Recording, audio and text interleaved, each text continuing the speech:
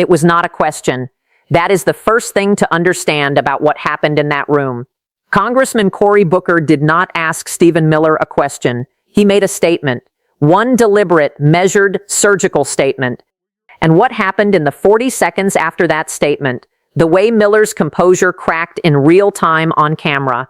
The way his lead attorney put both hands on the table and looked away. The way the room went from formal proceeding to something else entirely.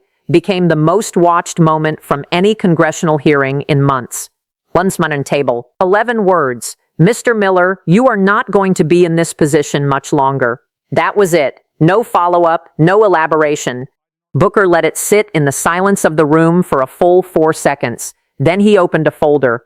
And what he pulled out of that folder explained exactly why he said it. And exactly why Miller, the man who had spent years sitting across from hostile committees with complete composure, lost it.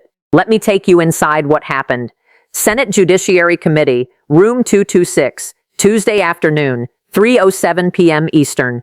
The hearing had been running for 2 hours. Standard oversight, policy questions, enforcement metrics. Miller had been controlled throughout. 3 attorneys, prepared binders.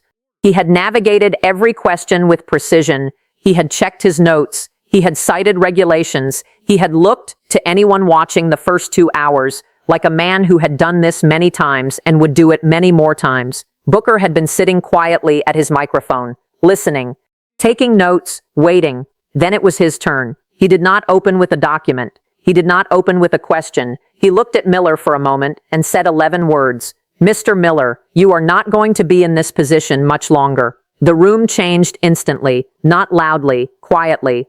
The specific quiet of a room where everyone has just registered that the rules of the proceeding have shifted and nobody is quite sure what comes next. Miller's composure did not crack immediately. It hesitated. A visible hesitation. The kind that happens when someone hears something they were not prepared for and their face has to decide what to do with the next 2 seconds. Then Booker opened the folder. Then Hander Kalm and what he placed on the table in front of him explained the 11 words completely. He set down a single document. A printed timeline. Dates in one column, events in another, names in a third.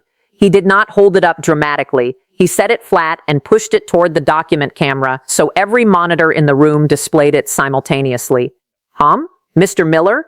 I want to walk you through a sequence of events that this committee has been tracking for 11 weeks. Not to ask you questions about it. You have declined to answer questions in this room before. I am going to describe what we know, and I am going to let you listen. He looked down at the timeline. February 14th. A wire transfer authorization chain is initiated from a DHS emergency subaccount. The destination is an offshore financial structure. The authorization requires 3 signatures. The first 2 signatures are obtained within 72 hours. The third signature, yours, is obtained on February 16th. He paused. February 19th. The transfer is executed. $1.9 billion moves from a federal account to a correspondent banking structure in Luxembourg. He moved his finger down the timeline. February 23rd.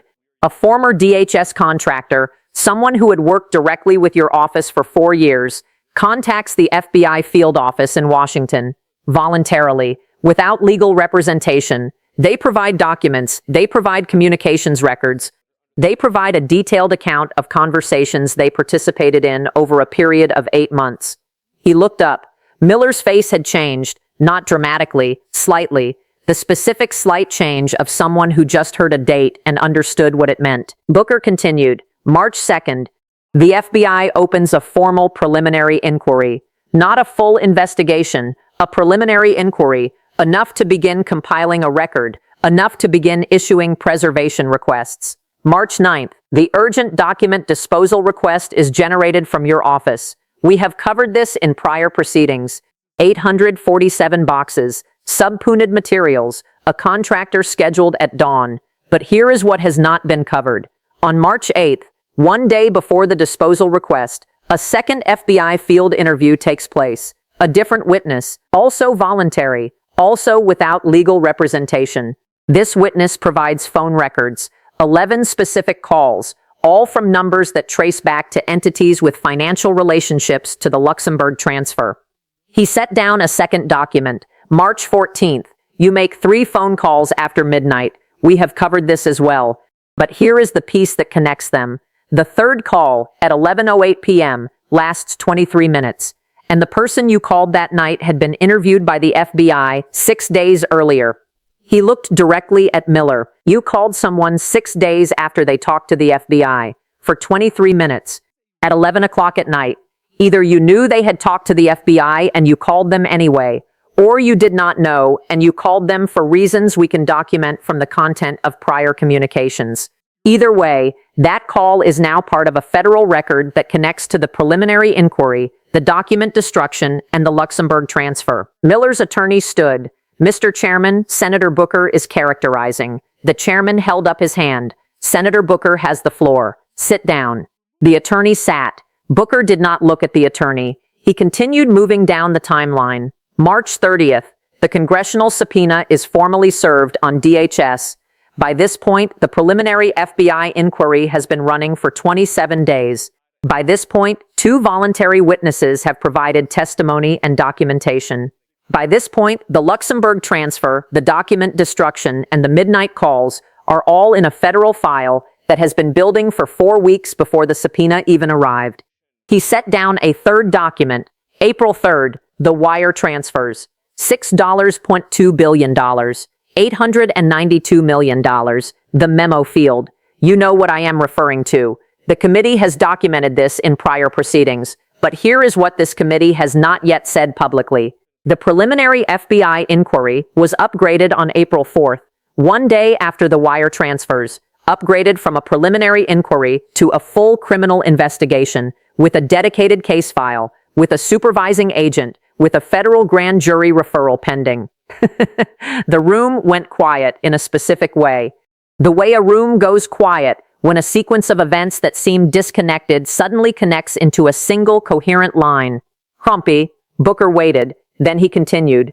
Crumpy, April 11th. The DOJ receives the formal congressional referral from this committee. By this point, the FBI investigation is 23 days old.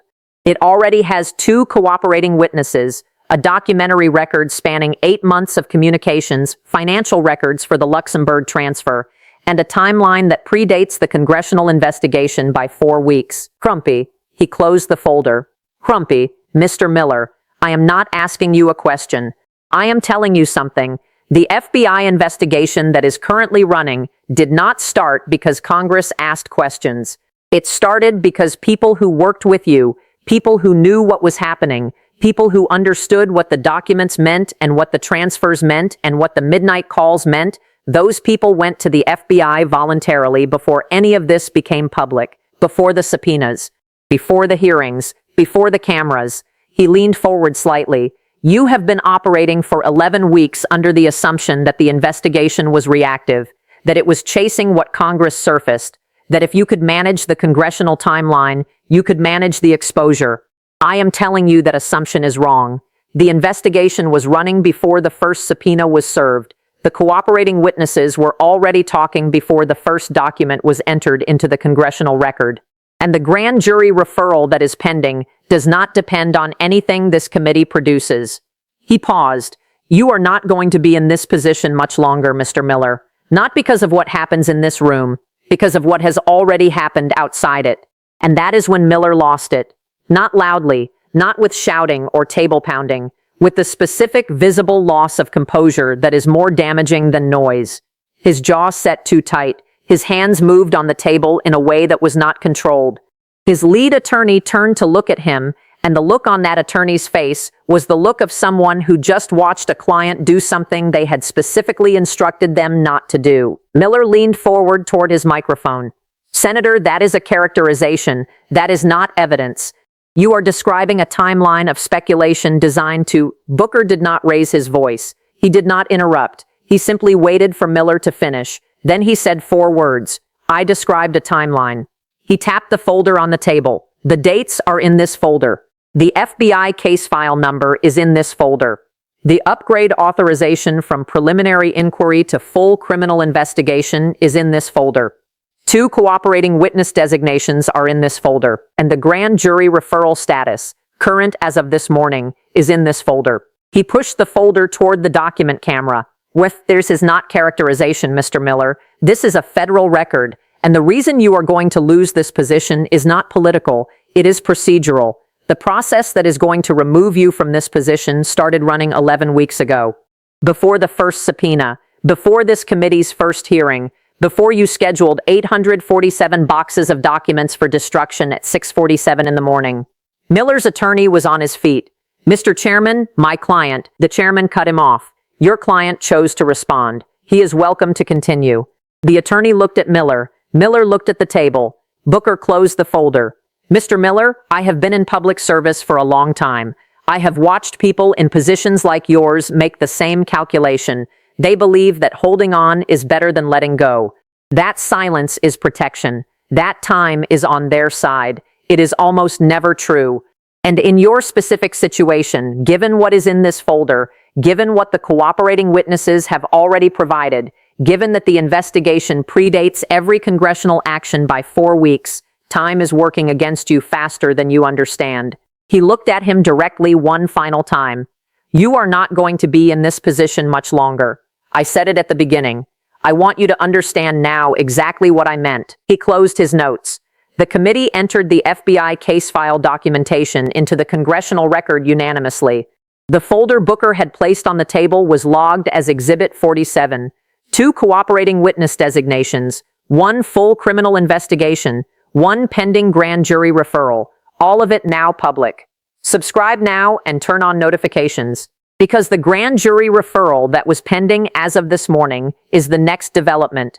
And when a grand jury convenes on a case with 2 cooperating witnesses, a complete financial record, and an investigation that has been running for 11 weeks, the question is not whether charges come. The question is when. And Cory Booker just told Stephen Miller in a Senate hearing room, on camera, that he already knows the answer.